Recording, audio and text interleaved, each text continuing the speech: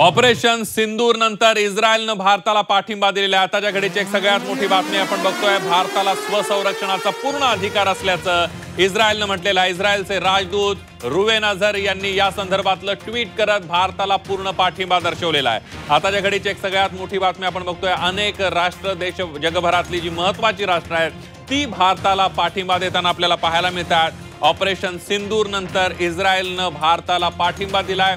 भारताला स्वसंरक्षणाचा पूर्ण अधिकार असल्याचं ट्विट इस्रायलचे राजदूत रुवेन अझर यांनी केलेलं आहे।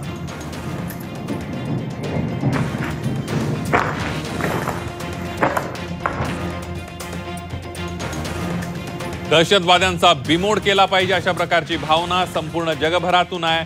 दहशतवादाला खतपाणी घातलं जाणार नाही याची प्रतिक्रिया आपण बघितलं की अमेरिका असेल, त्यासोबतच रशिया असेल, यासारख्या बलाढ्य देशांनी सुद्धा, फ्रान्स असेल यासारख्या देशांनी भारताला पाठिंबा दिलेला आहे।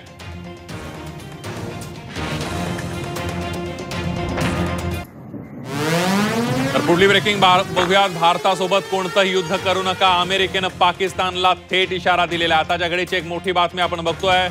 दहशतवाद्यांविरोधात कारवाईचा भारताला पूर्ण अधिकार आहे। अमेरिकेचे परराष्ट्र मंत्री मार्को रुबियो यांनी हे विधान केलेलं आहे। अमेरिकेनं थेट पाकिस्तानला इशारा दिलेला आहे। भारतासोबत कोणतंही युद्ध करू नका अशा प्रकारचे थेट इशारा जो आहे तो अमेरिकेनं पाकिस्तानला दिलेला आहे। दहशतवाद्यांविरोधात कारवाईचा भारताला अधिकार आहे। अमेरिकेचे परराष्ट्र मंत्री मार्को रुबियोंनी हे विधान केलेलं आहे। या पद्धतीनं पहलगाममध्ये दहशतवादी हल्ला करत भारताच्या 27 नागरिकांचा बळी पाकिस्तानी दहशतवाद्यांनी घेतला होता। त्याला जशास तसं उत्तर दिलं आणि त्याला पाठिंबाही जगभरातून मिळताना